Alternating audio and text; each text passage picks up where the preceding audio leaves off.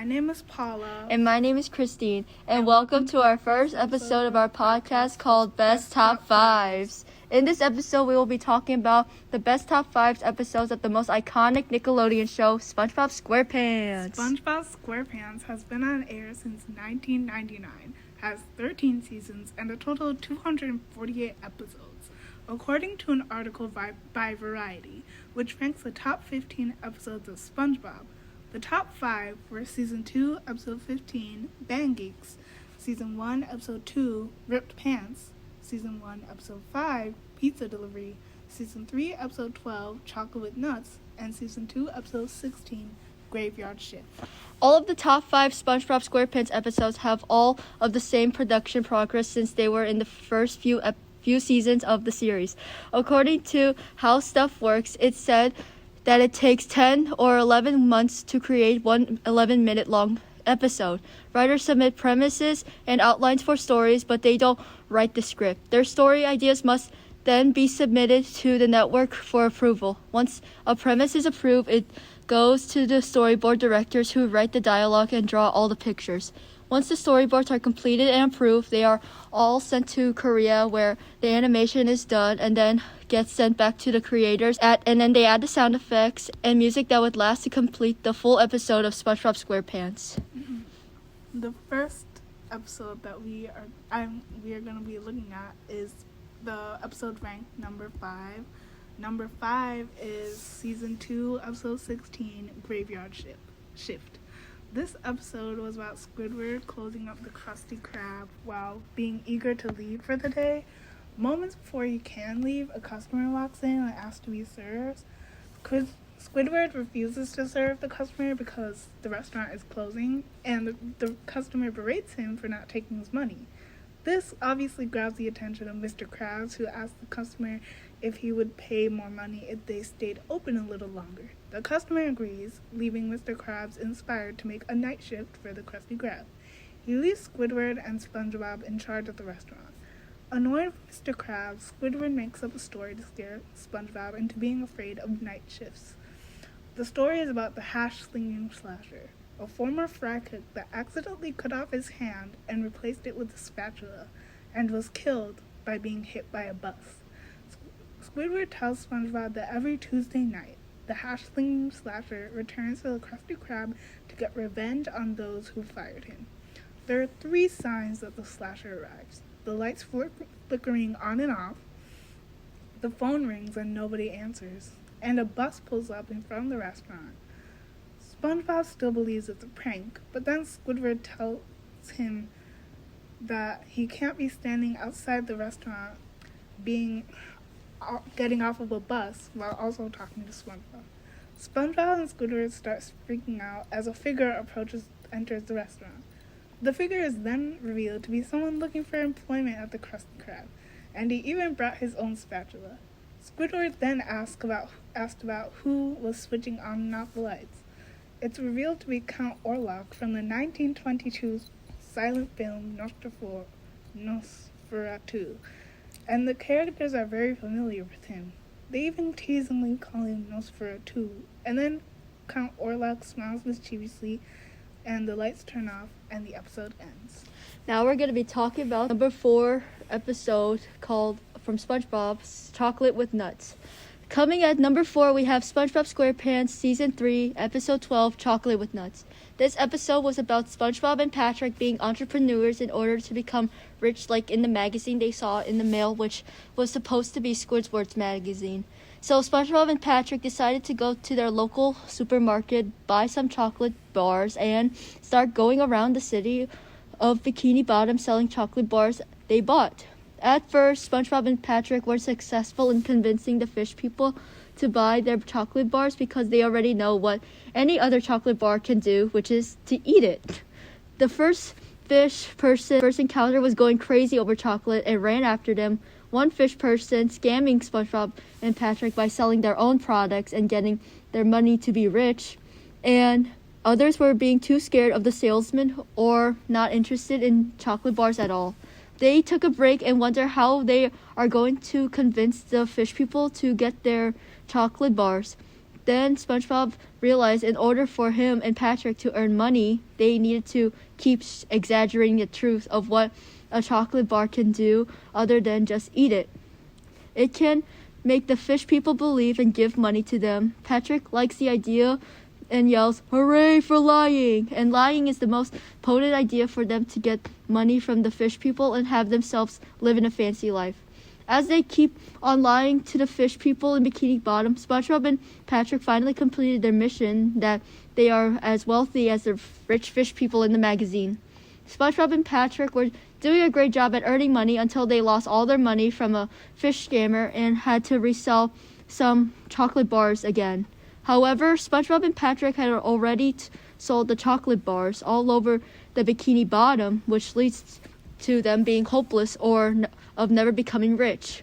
All of a sudden, the crazy fish person who ran after SpongeBob and Patrick eventually came up to them, looking at their faces in an angry way.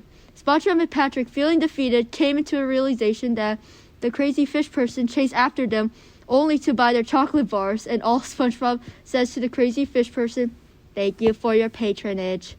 At the end of the episode, SpongeBob and Patrick earns their money back, just enough for them to date two old fish ladies. This episode gets to be at the number 4 spot because according to Best Shows and Episodes Wiki, they said that it shows concept of just how crazy and strange the fish people are and get chased around by a crazy guy with an obsession for chocolate. They also said that the crazy fish person, also known as the chocolate guy, was the most terrifying yet hilarious character, that he became a meme, which is true since the expressions became a real icon, especially when he yells, "Chocolate!" The last part they said about how good the episode is that it gives the kids an idea of what it's like to be entrepreneurs, since entrepreneurs make some good money. So overall, this is why the Chocolate with Nuts episode is ranked number 4. Number 3, it is SpongeBob SquarePants Season 1, Episode 5, Pizza Delivery. This episode shows Squidward closing the Krusty Krab when somebody calls to have a pizza delivered. Squidward is about to reject the phone call, but Mr. Krabs accepts it because he wants to earn more money. I mean, who doesn't? Squidward tells Mr. Krabs that the restaurant does not serve pizza. And then Mr. Krabs makes a pizza out of Krabby Patties for SpongeBob and Squidward to deliver. Squidward makes SpongeBob drive the delivery boat, despite the fact that SpongeBob doesn't have his boating license yet. Due to the fact that SpongeBob doesn't have a boating license, he ends up reversing the delivery boat into the desert, where the boat runs out of gas. The two continue their journey on foot, but then SpongeBob sees a truck and tries to hitchhike, but almost gets run over. Afterwards, the two get caught in a tornado and are unable to find the road again. SpongeBob finds moss on a rock and uses it and claims that it's a pioneer trick and uses it to find the house. As the two are walking, they begin to get hungry, and Squidward wants to eat the pizza, but SpongeBob insists that it is for the customer. While SpongeBob is being chased by Squidward, who wants to eat the pizza, he sees a rock, and he states that he can ride it as the pioneers did. The two get on a rock and go to the customer's house. The customer is happy to be served pizza, but then complains about not getting a drink. In response, Squidward throws the pizza at the customer's face, and then he and SpongeBob head back to the Krusty Krab, which was right in front of the customer's house. Now we are going to the second best episode in SpongeBob SquarePants series, which is Season 1, Episode 2, Rip Pants. This episode shows SpongeBob and Sandy hanging out together in Goo Lagoon. SpongeBob entertains Sandy by making sand sculptures and impersonating Squidward. As SpongeBob and Sandy kept on laughing, Larry the Lobster approached Sandy if she can lift weights with him. Sandy agrees and encouraged SpongeBob to come with her and Larry. When they all went to the weightlifting area in Goo Lagoon, Sandy and Larry take turns lifting heavy weights to see who's the strongest. At the same time, those two lifting weights entertains the fish people who were watching them. When it was SpongeBob's turn, he tries to impress the audience by lifting a wooden stick, which makes the audience not feel entertained, obviously. Then Sandy outlifts SpongeBob by carrying a barbell with anchors as weights, and the audience once again felt entertained. After that, SpongeBob does his second attempt in entertaining the audience by lifting the wooden stick with 2 marshmallows as weights. Struggling and sweating, SpongeBob couldn't lift the wooden stick with marshmallows. He kept trying really hard until his pants ripped, which made a big hole on his pants. Once the audience saw the hole on his pants, they started laughing hysterically. At first, SpongeBob felt so embarrassed that he ripped his pants in front of all the fish people until a fish person and Sandy told him that ripping his pants was really funny. This gave SpongeBob an idea to keeping his pants to keep making the fish people laugh. Ripping his pants and was all fun and entertaining until the fish people find SpongeBob ripping his pants not fun anymore. But one part of the episode that made SpongeBob go too far, which is pretending to be dead and then ripping his pants. This made all the fish people, including Sandy, to not like him anymore. After SpongeBob realized he was driven his friends away, he questioned himself if he was the biggest loser on the beach. Then a group of fish came up to SpongeBob and told him that they were the biggest losers on the beach than SpongeBob. When the group of fish people ask how SpongeBob became the biggest loser on the beach, he tells his story through a song that he sang. After he finished his song, all the audience applauded for him. Sandy ran up to the stage and hugged SpongeBob, showing that they both have made up. Larry comes up to SpongeBob and asks if he could sign his pants. Then it all ends with SpongeBob attempting to write his name on Larry's pants and then his pants completely ripped off of him, being naked in public. This episode gets to be ranked at number 2 because according to Best Shows and Episodes Wiki, they said that it is very hilarious and funny. It's a classic episode and is revered by many, that many people would always recognize it as the best episode ever. Another part they said of how it's the best is because it has a good and ambiguous moral about when to stop a joke and how far you should take it. Jokes are funny, but faking an accident for laughs is usually considered not okay. So it's you should never take anything in a bad way, that you should never joke around. Yeah. Right, Paula? You shouldn't joke around too much to the point where people are like, oh, I don't know what to believe or stuff like that. Yeah. And it would eventually just lead them to not liking you anymore. Yeah, you'll be considered as people won't be able to hang out with you anymore and stuff. And then the last why Rip Pants is the number 2 spot is because of the iconic Rip Pants song. It just shows how SpongeBob expresses his emotions through a song because he's trying to show that he was really sorry to everyone that he had driven away throughout that whole episode. Eventually, everyone forgave him in the end. Yeah. And with every SpongeBob episode, it always ends in a good way. Yeah. And now, the moment you have all been waiting for, that is the best in the whole SpongeBob SquarePants series. Number 1 is Fan Geeks. It's about Squidward, who gets a call from his wealthy former high school classmate and rival Squilliam Fancy Son, who succeeded in everything that Squidward has failed to do, including music. Squilliam reveals to Squidward that he has become the leader of a band scheduled to play at a venue called the Bubble Bowl, but he will be busy at the time, so he can't attend. Squilliam derisively suggests that Squidward's band should substitute for his at the Bubble Bowl, correctly believing that Squidward does not have one. However, to impress Squilliam, Squidward lies and says that he does have a band and accepts the challenge. He assembles a very mixed-matched marching band composed of various Bikini Bottom residents, including SpongeBob, Patrick, Sandy, Miss Fausto, Larry, Plankton, and Mr. Krabs. During their 1 week of training, the band performs consistently poorly and fails to improve, at all. On the first day, Patrick and Sandy get into a fight. On the second day, while practicing a march, 2 flag twirlers spin their flags too fast and then fly into the air and crash into a blimp. On the third day, Squidward checks on Plankton's harmonica solo, but Plankton becomes exhausted and collapses from running back and forth between the holes because the harmonica is 3 times his size. On the last day of practice, Squidward thinks that if people talk loud, then they act smart. So, by applying that theory, he says that if everyone plays loudly, they will succeed. This theory does not work. They literally break the windows of the building because they're playing so loud. Yep. The band members start insulting and blaming each other for their poor performance as Squidward tries to bring down the tension but fails. As the whole band gets into a huge brawl. As band class ends, everyone instantly calms down and starts filing out of the building before they leave. Squidward appears outside.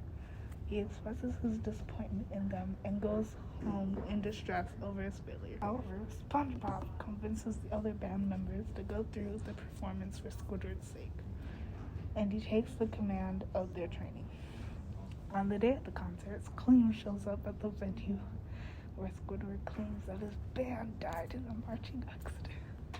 The band then immediately arrives, and Squidward reluctantly proceeds with the performance. They enter the Bubble Bowl, a large glass dome that elevates them into a live-action football stadium full of human fans.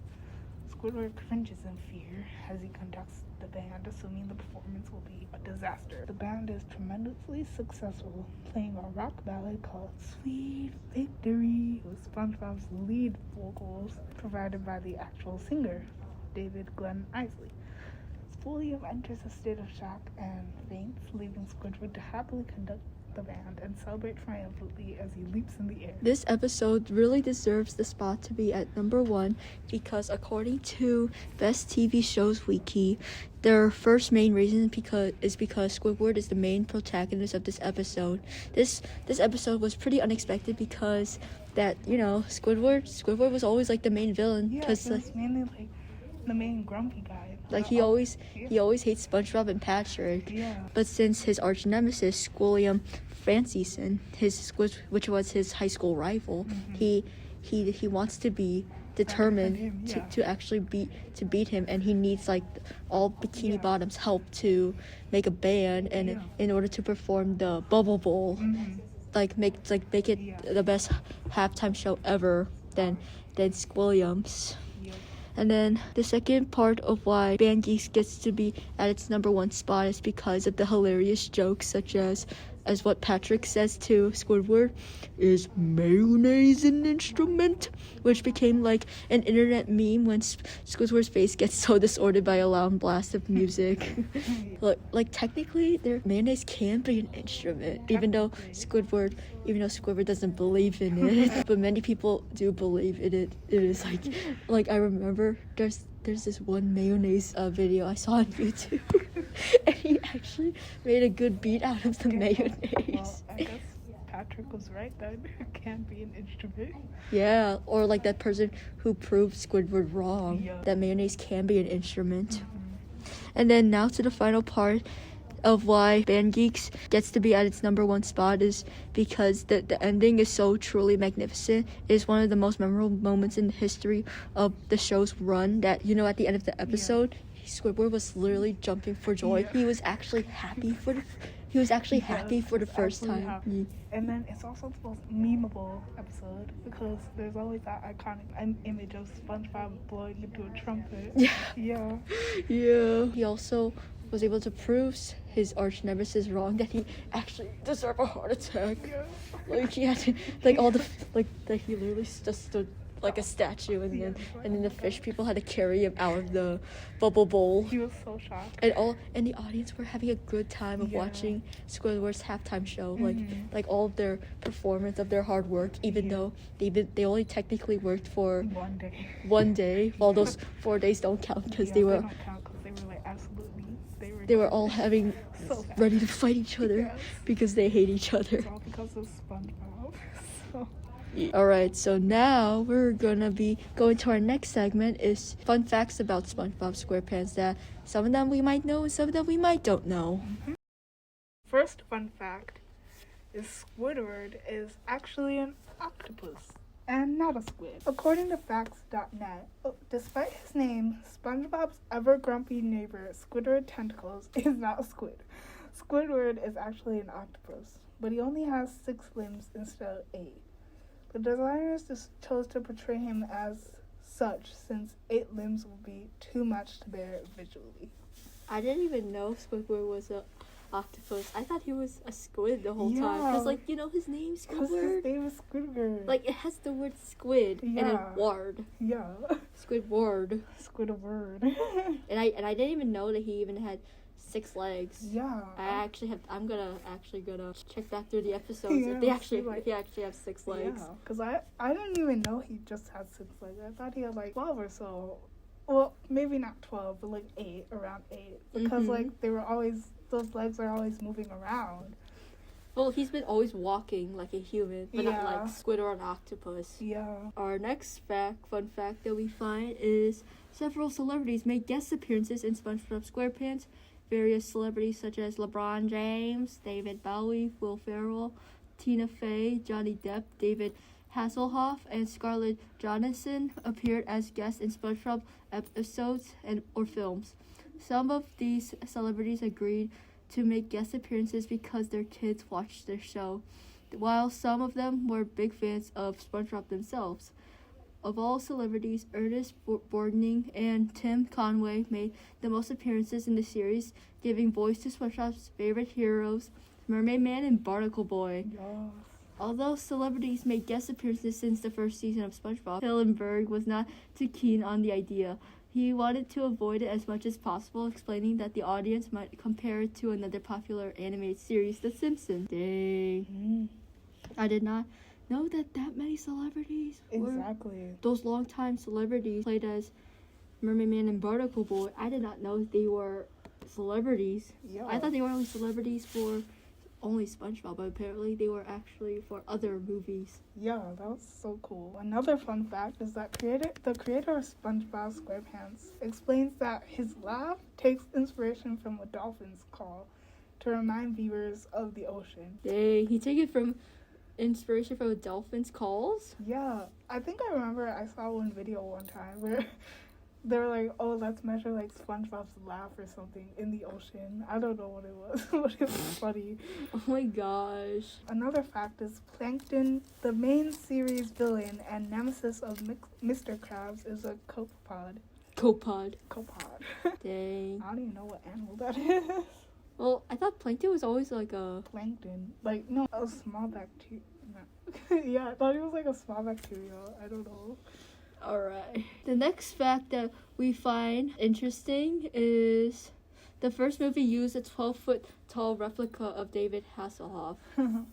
In the 2004 film, The SpongeBob SquarePants movie, David Hasselhoff appeared as himself and came to the rescue of SpongeBob and Patrick. The film crew had a larger-than-life replica of Hasselhoff built for visual effect, and it was roughly more than 12 feet tall.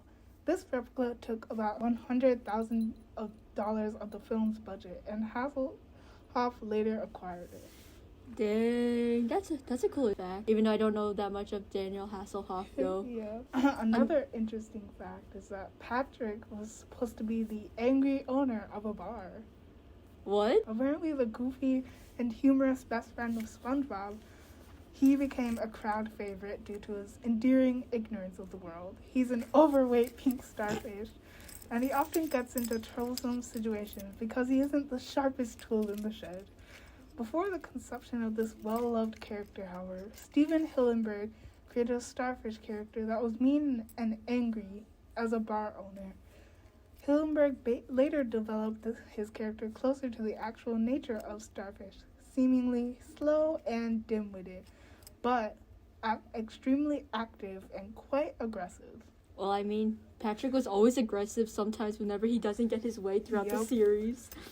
And then our last fun fact that we can find is the song Sweet Victory rose to prominence because of the show. I would say we self-explained it already, but Sweet Victory is a good song. It's like the most iconic song. Like the one that I enjoyed the most. Yeah. When watching that episode Band Geeks, it's like so good. Yeah.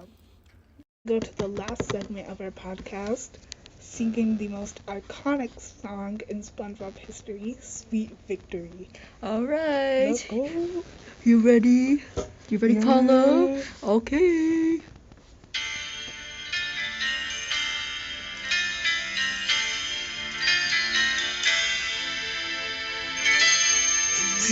takes all. It's the thrill of one more kill, the last one to fall. Without sacrifice, the will. Don't ever look back on the words I live. Beyond me and that, it waves away. All the things will begin. And the sweet, sweet, sweet victory, yeah. And it's all for the taking. It's all for the life. And the sweet, sweet, sweet victory, yeah. And the one's not to fall. The winner takes all. Yeah. The children.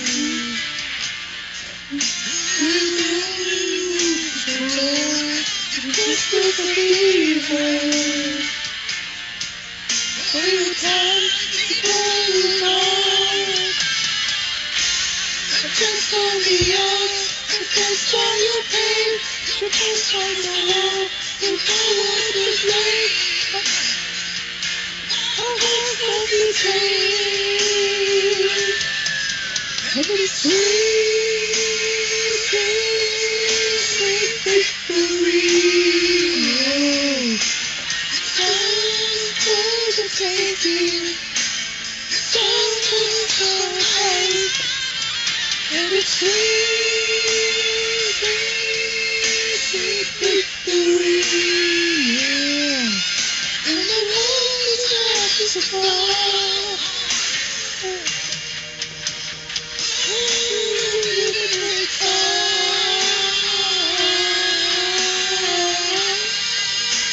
Yes, Paulo.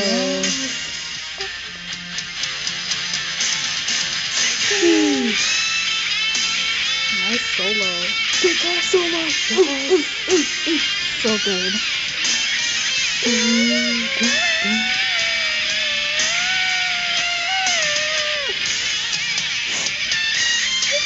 No wonder this song is so iconic. It's basically a mix of rap and pop. Yeah, it's so good.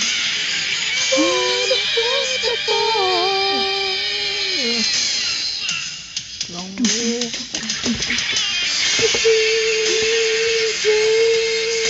Victory, yeah. All for the taking. It's all for the fight. The sweet, sweet, sweet victory, yeah. The first has to fall. Winner takes all.